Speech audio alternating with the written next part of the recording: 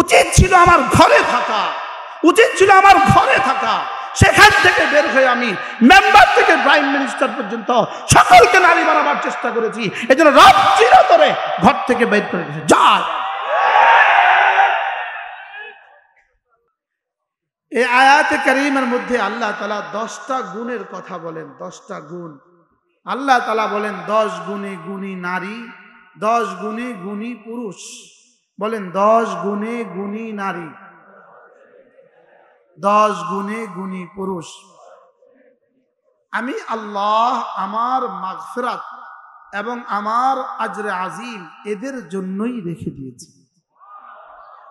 কত গুণে গুণী নারী আর কত গুণে গুণী পুরুষ। পৃথিবীতে আমি পুরুষ কেন? এর জবাব কি হবে? আমি পুরুষ কেন? এর জবাব হবে আমি পুরুষ আল্লাহ তাআলার ইচ্ছা। আরেকজন নারী কেন? এর জবাব কি? এখানে আর কোনো জবাব চলবে না। এখানে আর কোনো জবাব কি চলবে না। আর বিজ্ঞানকে জিজ্ঞেস করেন, বিজ্ঞান আমি নারী কেন? নাস্তিককে জিজ্ঞেস করেন, নাস্তিক আমি নারী কেন? তো এর উত্তরে বিজ্ঞান হয়ে যাবে অজ্ঞান। এর উত্তরে বিজ্ঞান হয়ে যাবে কি? নাস্তিক বিশেষজ্ঞদেরকে জিজ্ঞেস করেন, এর উত্তরে হয়ে যাবে অজ্ঞান। শুধু জিজ্ঞেস করেন আপনি পুরুষ কেন, তো এক জবাব বলবে, বেশি থেকে বেশি একজন হয়তো বলবে এটা কোনো প্রশ্ন, অথবা বলবে প্রকৃতি বানিয়েছে। কি বলবে বলেন? হোয়াট ইজ দ্য প্রকৃতি? এবার জিজ্ঞেস করেন প্রকৃতি কি, এর উত্তরে হয়ে যাবে অজ্ঞান। আর আমাদেরকে জিজ্ঞেস করেন আমি পুরুষ কেন, উত্তর বলবো আল্লাহ তাআলার ইচ্ছায় আমি পুরুষ। নারী নারী কেন? আল্লাহ তাআলার ইচ্ছায় নারী কি নারী। মজার বিষয় হলো রব্বে কারীম নারীদেরকে খিলকাতান সৃষ্টিগতভাবে দুর্বল বানিয়েছেন। নারীকে সৃষ্টিগতভাবে দুর্বল বানিয়ে আল্লাহ তাআলা পুরুষগুলোকে সৃষ্টিগতভাবে নারীর প্রতি দুর্বল বানিয়েছেন। নারীকে বানিয়েছেন শারীরিকভাবে দুর্বল বলেন, আর পুরুষকে বানিয়েছেন শুধুই নারীর প্রতি দুর্বল। এজন্য খালাকনাকুম,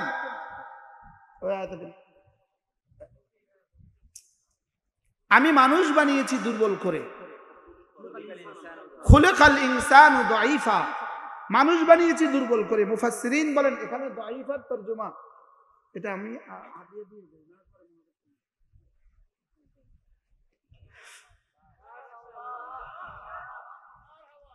পুরুষকে মানুষকে বানিয়েছি দুর্বল করে। খুলিকাল ইনসানু দাঈফা, মানুষকে বানিয়েছি দুর্বল করে। এর তাফসীরে মুফাসসিরিন বলেন আমি পুরুষকে নারীদের প্রতি দুর্বল করে বানিয়েছি। একদিকে নারীকে বানিয়েছি কি দুর্বল, নারীকে কি বানিয়েছে বলেন, আর আরেকদিকে পুরুষকে বানিয়েছি কি বলেন। মজার বিষয় হলো পৃথিবীর সমস্ত নারী আর পুরুষের মধ্যে নারীকে বানিয়েছেন দুর্বল করে, পুরুষকে বানিয়েছেন সবল করে। শুধু বেশ কম এক বাংলাদেশ নারীকে বানিয়েছেন সবল করে, পুরুষকে বানিয়েছেন দুর্বল করে। আর এই পরিমাণ সবল করে নারীকে বানিয়েছেন, এক নারীর পলায়নের দ্বারা মেম্বার থেকে প্রধানমন্ত্রী পর্যন্ত সব পলাইছে।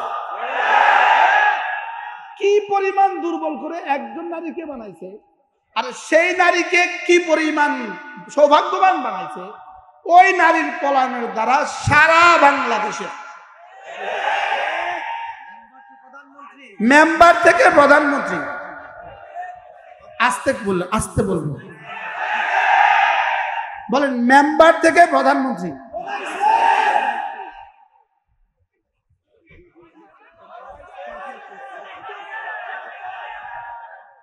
বানিয়েছে কতটা দুর্বল করে। আর এই দুর্বলের প্রমাণটা রব্বে কারীম 5 তারিখে কিভাবে দিয়েছেন? আমি এতটা দুর্বল করে তোমাকে বানিয়েছি। নারী যে দুর্বল এই কথাটা বুঝতে কোনো বড় কোনো আকলও লাগবে না, বড় কোনো শিক্ষিত লাগবে না। আমাদের দেশের বাসের হেল্পারকে জিজ্ঞেস করেন, নারী দুর্বল না সবল?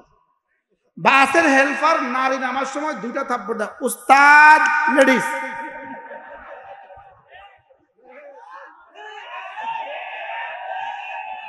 আর পুরুষ নামার সময় 1টা থাপ্পড় দেয়, উস্তাদ। 1 থাপ্পড় দিলে উস্তাদ কি বুঝে? পুরুষ নামবে। আর 2 থাপ্পড় দিলে উস্তাদ কি বুঝে? 2 থাপ্পড় দিলে উস্তাদ কি করে? ব্রেক কষায় ধরে। আর 1 থাপ্পড় দিলে উস্তাদ কি করে? ব্রেক হালকা ধরে। রানীকে নাই মেলায়। কোন দেশে বাড়ি? রানীকে নাই মেলায়।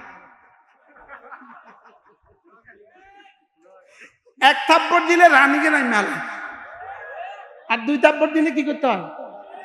আচ্ছা, এই কটেটারটা কি বুঝলো বলেন তো? নারী কি?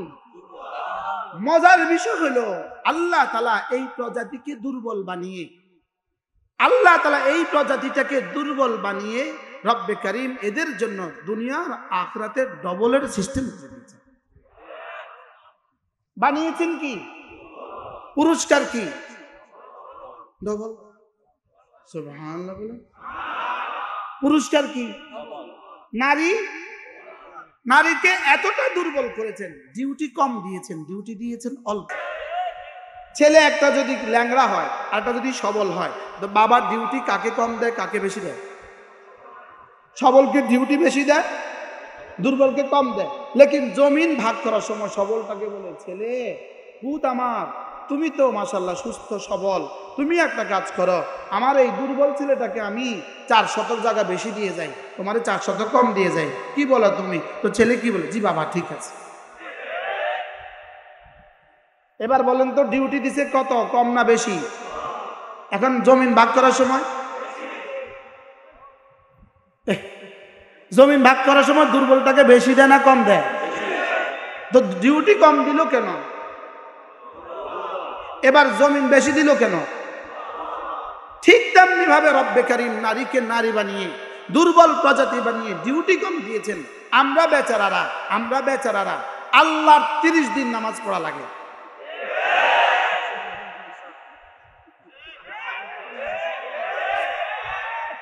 আর ওই বেচারীরা বাহ বাহ 20 থেকে 27 দিন। ডিউটি কার কত? আমাদের ডিউটি কত দিন আর তাদের ডিউটি কত দিন? 30 থেকে 27, 20 থেকে 27 দিন। কোনো সুস্থ সবল নারী এর বাইরে নামাজ পড়তে পারবে না। সে নামাজ পড়বে কতদিন? 20 থেকে 27 দিন। আজীব বিষয় হলো 20 থেকে 27 দিন নামাজ পড়া, তাও আবার মসজিদ লাগে না ঘরে। এ দেখছেন কথা? তাও আবার আজান লাগে না, ইমামত লাগে না, একামত লাগে না, জামাত লাগে না। লেকিন তারা আমাদের আগে 500 বছর আগে জামাত। প্রশ্ন, ডিউটি কত? পুরস্কার কত? উত্তর কেন?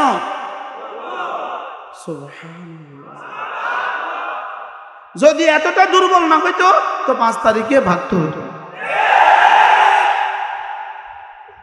কি মানছে বুঝে এমনি ভাগে? ফিফিলিকা এমনি ভাগে। গর্তের ভিতরে যখন পানি ঢুকে, ফিফিলিকা ব্যাগ এন্ড ব্যাগেজ, তলফি তলফা সহ, আন্ডা বাচ্চা সহ ফিফিলিকা ভাগে। মানুষ বুঝে এমনি ভাগে। সারা পৃথিবীতে আদম আলাইহিস সালামকে বানানোর পর থেকে আজকের এই দিন পর্যন্ত পৃথিবীর কোথাও প্রধানমন্ত্রী থেকে মেম্বার পর্যন্ত কেউ ভাগে নাই। বাস্তব না বাস্তব? আজীব। কিন্তু নাই ওরা ক্ষতি পর্যন্ত নাই।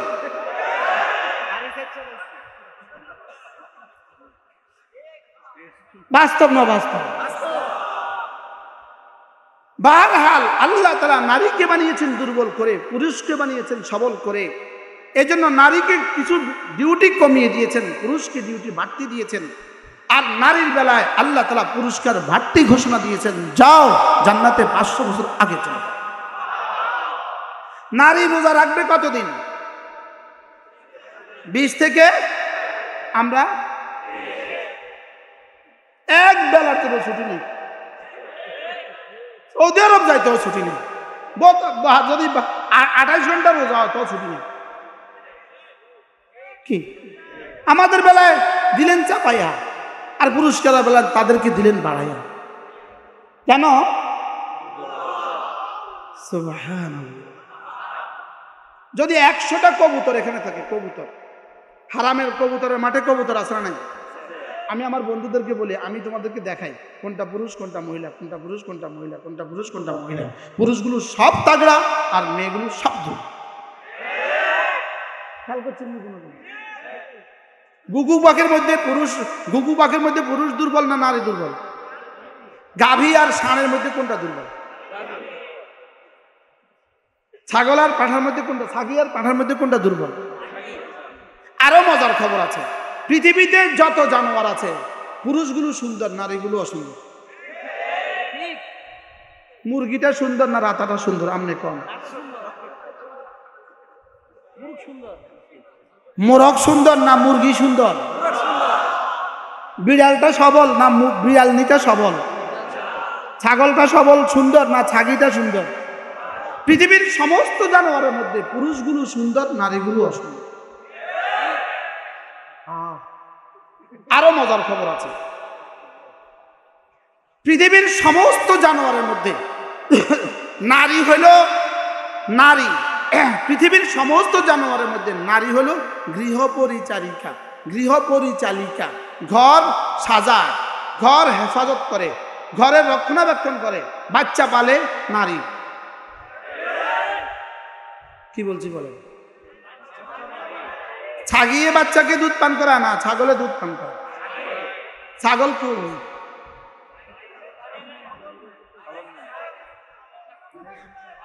আর ছাগলের খবর নাই। ছাগলের কি নাই? ছাগল কি জানে তার যে আজকে 4টা বাচ্চা হয়েছে? জানে। পাঠাটা জানে তার যে আজকে 6টা বাচ্চা হয়েছে? তার 12টা বিবির ঘরে আজকে বাচ্চা হয়েছে, তার খবর আছে? তাইলে বুঝা গেছে আজীব বিষয়। খেয়াল করেন, কবুতর আর কবুতরনির মধ্যে নারী কবুতরটাই বাচ্চা পালে, মুরগি আর মোরগের মধ্যে মুরগিটাই বাচ্চা পালে, শিয়াল আর শিয়ালনির মধ্যে শিয়ালনিটাই বাচ্চা পালে, বিড়াল আর বিড়ালের মধ্যে বিড়ালনিটাই বাচ্চা পালে। ওরা যখন গবেষণা করে দেখতো সারা পৃথিবীর সমস্ত জানোয়ারগুলোর মধ্যে সমস্ত জানোয়ার নারীরাই দরের কর্তা হয়, দরের কোনো খবরই থাকে না। অতএব বোঝা গেছে মুসলমানকে ওরা মানুষই মনে করে না, জানোয়ারের কাতারে দিয়া নারীকে নারী নেতৃত্বের জন্য, আমাদের সংসার চালাবার জন্য, আমাদের ভাষা দেওয়ার জন্য, আমাদের রাষ্ট্রের জন্য তারা নারীকে ঠিক করছে। কেন ঠিক করছে বলেন? আরে আমরা মুসলমান, যে এটা মানুষ না, এরা মুসলমান। বুঝেন নাই কথা কি বলতে চাচ্ছি? বলেন, সমস্ত জানোয়ারদের মধ্যে ঘর পালে কে? ঘর রাখে কে? বাচ্চা পালে কে? গরুর বাচ্চাটা পালছে কে? ষাঁড়ের কোনো খবর আছে? মুরগির বাচ্চা পালে কে? আচ্ছা, মোরগের কি অবস্থা? শুধু একমাত্র মানুষের বেলায় রব্বে কারীম সিদ্ধান্ত দিয়েছেন, আর রিজালু কাওয়ামুনা আলান নিসা। পুরুষ শুধু মানুষ যাকে বানিয়েছি, এদের মধ্যে নারীদেরকে দুর্বল বানিয়েছি। অতএব এদের সংসার চালাবে পুরুষ, এদের দেশ চালাবে পুরুষ। এটা হলো আল্লাহ তাআলার সিদ্ধান্ত।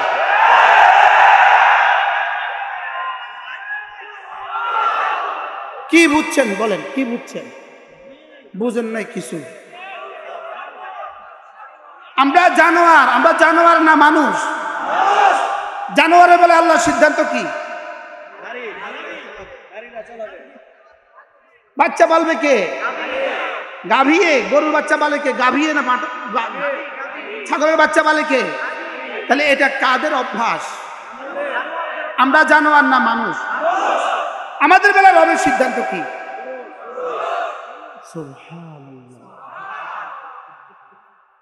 আমি কি বুঝাইতে পারছি আপনাদেরকে? মজার বিষয় হলো আল্লাহ তাআলা নারীকে বানিয়েছেন দুর্বল করে, আর পুরুষকে বানিয়েছেন সবল করে।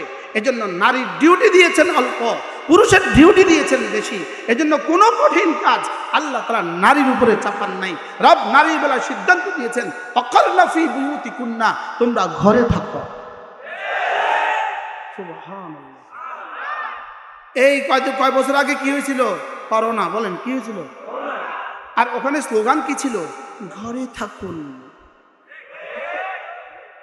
হ্যাঁ, এভাবে বলে কেমন বলছে? ঘরে থাকুন, নিরাপদ থাকুন।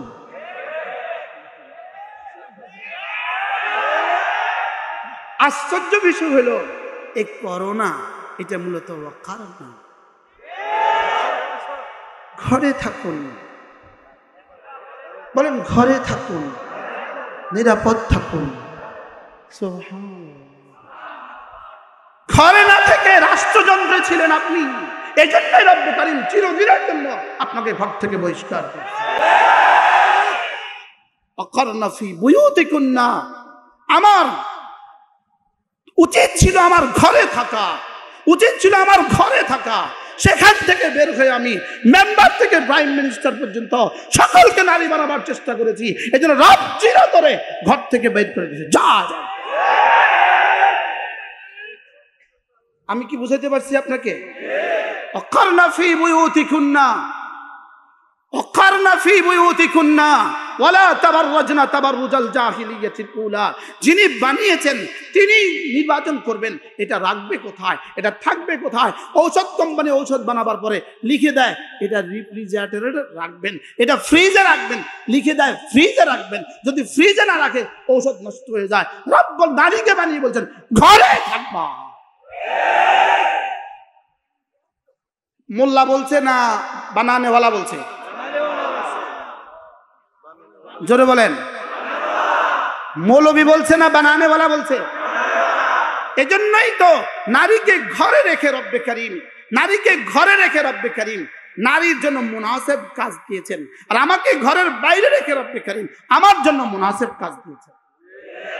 তাইলে বোঝা গেছে নারীর জন্য ঘর কর্মস্থল না বন্দিশালা? কর্মস্থল। নারীর জন্য ঘর কি? আবার বলেন নারীর জন্য ঘর কি? নারীর জন্য ঘর কর্মস্থল না বন্দিশালা? বাংলাদেশে একটা কুখ্যাত মহিলা ছিল, কুখ্যাত মহিলা। গত 10টা বছর ধরে এদেশের শিক্ষা ব্যবস্থাকে সমূলে ধ্বংস করেছে এই মহিলা। বাস্তব না বাস্তব বলেন?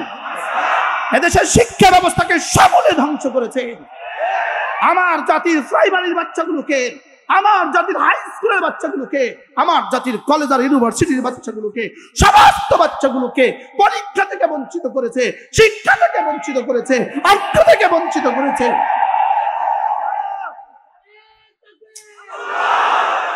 ইংরেজি থেকে বঞ্চিত করেছে। তোমাদের কিছুই পড়তে হবে না, তোমরা অনলাইনে থাকবা, মোবাইলে জীবনটাকে বরবাদ করে দিবা, পরীক্ষা আর তোমাদেরকে দিতে হবে না, শেষ পর্যন্ত তোমরা অটো পাস। বাস্তব না বাস্তব? যে কুলাঙ্গার শিক্ষামন্ত্রী জাতিকে ধ্বংসের জন্য এই ষড়যন্ত্র করেছে, শেষ পর্যন্ত তুমি বাঁচতে পারো নাই। যে সমস্ত ছাত্রদেরকে ধ্বংস করার জন্য, পুরো জাতিকে ধ্বংসের জন্য যেই ছাত্রগুলোর হাত থেকে বই ছিনিয়ে নিয়েছ, কলম ছিনিয়ে নিয়েছ, রব তাদের হাতে বাঁশ তুলে দিয়ে তোমাদেরকে সর্বনাশ করে দিয়েছে। বাস্তব না বাস্তব? রব্বে কারীম বলেন ওয়ামাকারু ওয়ামাকারাল্লাহ, ষড়যন্ত্র আমার সাথে করবা, আমি ষড়যন্ত্রের জবাব দেই। ষড়যন্ত্র দিল্লিতে রচিত হবে, ষড়যন্ত্রের জবাব আমার শাহজিমে রচিত হবে। ষড়যন্ত্র কোত্থেকে রচিত হয় বলেন? কোথায়? জীবন ভর খালি স্লোগান দিছিলাম বাংলা ছেড়ে ভারত যান। আল্লাহ যে স্লোগান এভাবে কবুল করবো এটা তো জানতাম না।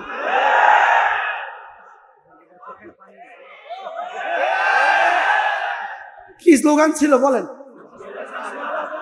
বাংলা ছেড়ে, হ্যাঁ, তা আমরা কি জানতাম না? আমরা কি দূর কইছিলাম নি যে ব্যাগ এন্ড ব্যাগেজ আন্ডা বাচ্চা সব ভারত যান? এটা তো কই না। কি ভাই, সব হলো ওমাকারু ওমাকারাল্লাহ। দেখেন রব্বে কারীম কি বলেন, ইস্তিকবারান ফিল আরদি ওয়া মাকরাস সাইয়্যি ওয়ালা ইয়াহিকুল মাকরুস সাইয়্যু ইল্লা বিআহলিহি। রব্বে কারীম বলেন তোমরা যা করেছো ইস্তিকবারান ফিল আরদে, জমিনে অহংকার বশত করেছো, ওয়া মাকরাস সাইয়্যি ষড়যন্ত্র বশত করেছো, ওয়ালা ইয়াহিকুল মাকরুস সাইয়্যু ইল্লা বিআহলিহি, ষড়যন্ত্র শুধু ষড়যন্ত্রকারীদেরকেই ঘিরে রাখে। ওয়ালান তাজিদা লিসুন্নাতিল্লাহি তাবদীলা ওয়ালান তাজিদা লিসুন্নাতিল্লাহি তাহওয়িলা। রব্বে কারীম বলেন যেটা আমার সিদ্ধান্ত হয়, যেটা আমার দস্তুর হয়, এটার কোনো ব্যত্যয় পৃথিবীতে হয় না। কি ঘটে গেল, কি ঘটে গেল? ষড়যন্ত্র, কি পরিমাণ ষড়যন্ত্র ছিল, কি পরিমাণ ষড়যন্ত্র ছিল দেশকে আরেক দেশের অঙ্গ বানাবার জন্য, কি পরিমাণ ষড়যন্ত্র ছিল দেশের এই জাতিকে ধ্বংস করে দেওয়ার জন্য, কি পরিমাণ ষড়যন্ত্র ছিল মাদ্রাসার মসজিদগুলোকে চিরতরে বন্ধ করে দেওয়ার জন্য। রব্বে কারীম বলেন ষড়যন্ত্র যদি রচিত হয় জমিন থেকে, জবাব রচিত হয় আর সাজিম।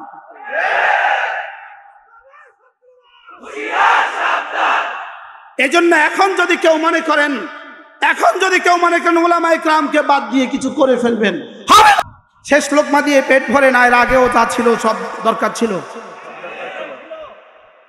এত মোটা একটা কড়ই গাছ কাটতেছেন কুড়ুল দিয়ে, 100 কোপ দেওয়ার পরে 100তম কোপের পরে পড়ে গেছে। এখন বলুন তো দেখি এই গাছটা পড়ছে কাকে দিয়া, কত দিয়া, কত কোপ দিয়া, কোনটার প্রয়োজন কত দূর? 16 বছরে যত, এই 16 বছরে যত রক্ত ঝরছে, এই 16 বছরে যত গুম হয়েছে, 16 বছরে যত খুন হয়েছে, ছাপড়া চত্বরে যতটা রক্ত পড়ছে, এদেশের প্রতিটা মাদ্রাসা যে পরিমাণ চোখের পানি পড়ছে, সবগুলো একসাথে ফলাফল রব 5 আগস্ট দিয়েছে। এজন্য আমি করেছি, আমরা করেছি বলার কোনো অবকাশ নাই। আল্লাহু আকবার কবীরা। কথা আমার দূর চলে গেছে। আমার প্রসঙ্গ ছিল, আমার আয়াতের সাথে আমার সঙ্গতি, আয়াতের সাথে আমার প্রসঙ্গ। নারী তোমাকে ঘরে থাকতে বলেছে, যদি না থাকো পরিণতি এমন হবে। কোথায় থাকতে বলছে বলে? আবার বলেন কোথায়? তাহলে ঘরে থাকতে বলেছে নারীকে, নারীর বানানেওয়ালা বলেন। ঘরে থাকতে বলেছে নারীকে কে? নারীর বানানেওয়ালা। তাহলে ঘর কি নারীর বন্দিশালা না নারীর কর্মস্থল? মেম্বার সাহেবের অফিস, ইউনিয়ন পরিষদের একটা রুম তার কর্মস্থল বন্দিশালা নয়। চেয়ারম্যান সাহেবের অফিস তার কর্মস্থল বন্দিশালা নয়। কলেজের ইউনিভার্সিটির প্রফেসর আর টিচার আর কলেজের ইউনিভার্সিটি তার কর্মস্থল বন্দিশালা নয়। নারীর ঘর, নারীর কর্মস্থল বন্দিশালা নয়। নারীর ঘর কি বলেন? কর্মস্থল না বন্দিশালা? বুঝে আসছে তো না? তাহলে নারীকে নারীর ঘর কর্মস্থল বানিয়েছে কে? আপনারা দেখে থাকবেন আমাদের রিক্সা, গাড়ি, টিউব আছে, টায়ার আছে, কি আছে বলেন? এই টিউব কোথায়? টায়ার কোথায়? একজনের টিউবের উপরে উঠে দিছে। জোরে বলেন। গাড়ি শেষ, ঠিক টিউবকে উপরে দিলে যেরকম গাড়ি শেষ হয়ে যায়, নারীকে উপরে দেওয়ার জন্যই বাংলাদেশ বলছে।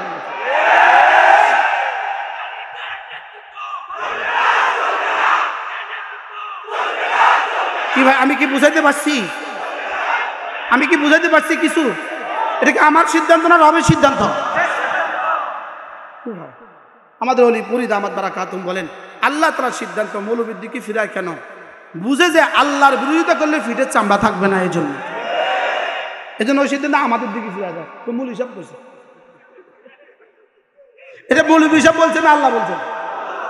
কারণ যিনি বানান তিনি বলবেন থাকবে কোথায়, যিনি বানান তিনি বলবেন থাকবে কোথায়। এই জন্য আমাদের নারীদের কর্মস্থল কোথায়? ঘরে। এই জন্যই এখন ঘরে শুধু আলু ছিলব, কত মাত্র ঘরে শুধু আলু ছিলব না, আরো কিছু কাজ আছে। আর আমাদের সাবেক শিক্ষামন্ত্রী, ও নারী শুধু ঘরে আলু ছিলব, ক্লাসে আলু ছিল। আমাদের মারা যারা আলু ছিল শিখে নাই ক্লাসে, তারা আর আলু ছিলতে পারে না। আচ্ছা পাগলে বলে কি, ছাগলে খায় কি? বিছনা ভাঁজ করা শিখে। আমগো মা বোনরা আর বিছনা ভাঁজ করতে পারে না, ডিম ভাজা শিখা। আজকে আজকে এশার নামাজের সময় যেখানে আমরা নামাজ পড়ছি, আমার সামনে দিয়ে একটা ব্যাঙ নেচে গেছে। আমি নামাজের ভিত্তি করতেছি, এটা শিখাইতো।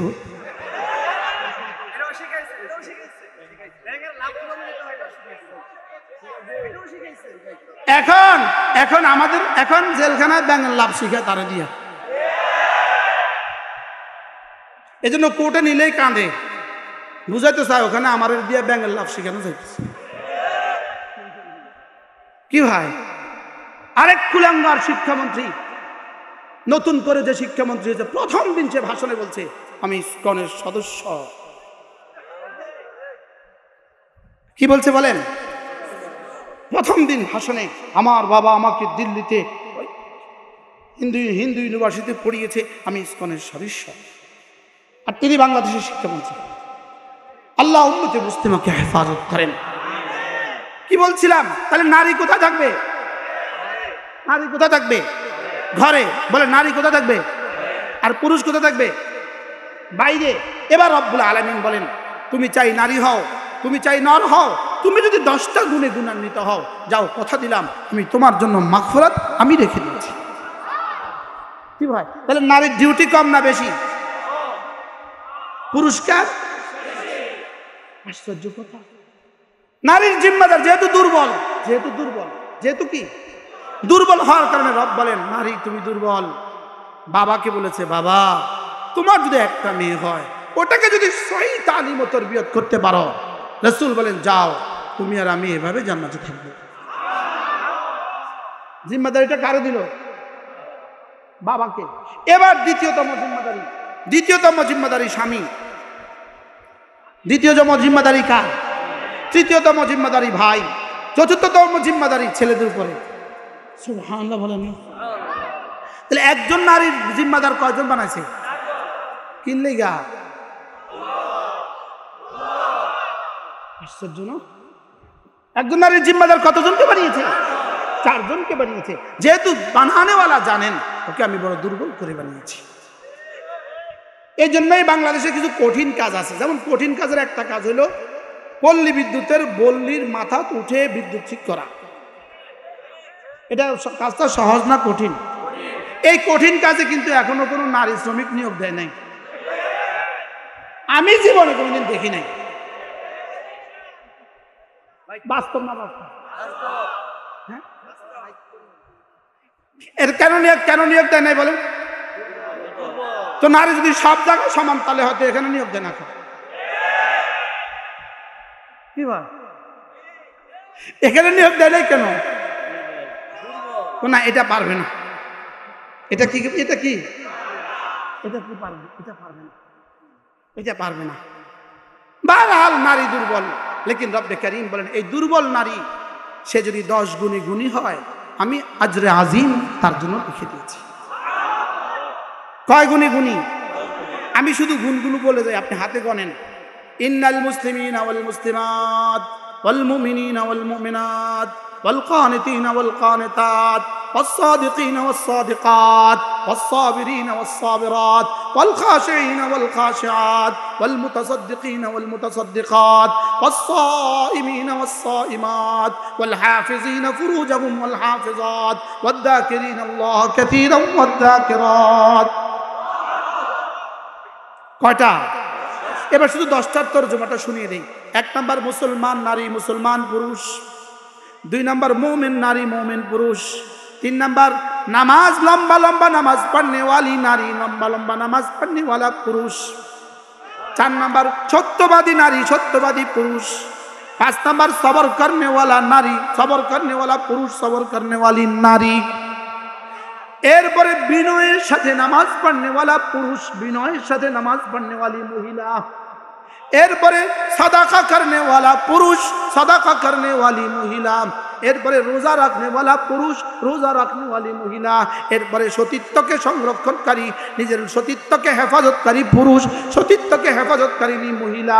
एरपरे बेशी बेशी जिकिर करने वाला पुरुष बेशी बेशी जिकिर करने वाली महिला।